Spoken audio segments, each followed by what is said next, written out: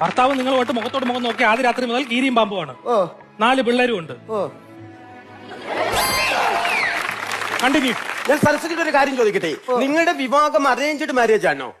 അടിച്ച് ചപ്പാക്കുറ്റാൻ പറഞ്ഞിട്ടുണ്ട് കേട്ടോ. മര്യാദ സംസാരിക്കരുത്. ഞാൻ വന്നപ്പോഴേ ഞാൻ ശ്രദ്ധിക്കാം നിങ്ങളെ.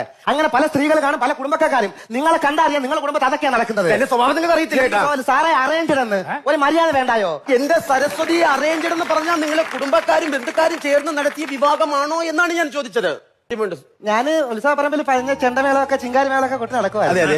അങ്ങനെ നടക്കുന്നതിനിടയ്ക്ക് പിന്നെ ഞാൻ രമണണ്ണനെ കണ്ട്. രമണണ്ണ ഭയങ്കര മേളക്കാരനാ. അങ്ങനെ ഞാൻ രമണയുടെ പറമ്പിൽ വെച്ച് ഇങ്ങനെ ഉത്സവപ്പറമ്പിൽ വെച്ച് എപ്പോഴും കണ്ടുമുട്ടാറുണ്ട്. പിന്നെ കണ്ടുമുട്ടി നേരെ ക്ഷേത്രത്തിൽ വെച്ച് സംസാരിച്ച്, പിന്നെ സംസാരിച്ച് രമണണ്ണ ഞാൻ വീട്ടിലെ തിണ്ണേ വെച്ച് സംസാരിച്ച്, അവസാനം രമണണ്ണ കയറി വീട്ടിനകത്ത് ചോറ് വെച്ച്, ഞാൻ കറി വെച്ച്, നാട്ടുകാർ പലതും ഭിത്തിയിൽ എഴുതി വെച്ച്, അവസാനം വാഴപ്പനെ കൊണ്ടിട്ട് ഞങ്ങളെ പൊക്കി കല്യാണം നടത്തിച്ചു. വാഴത്തോപ്പിലോ?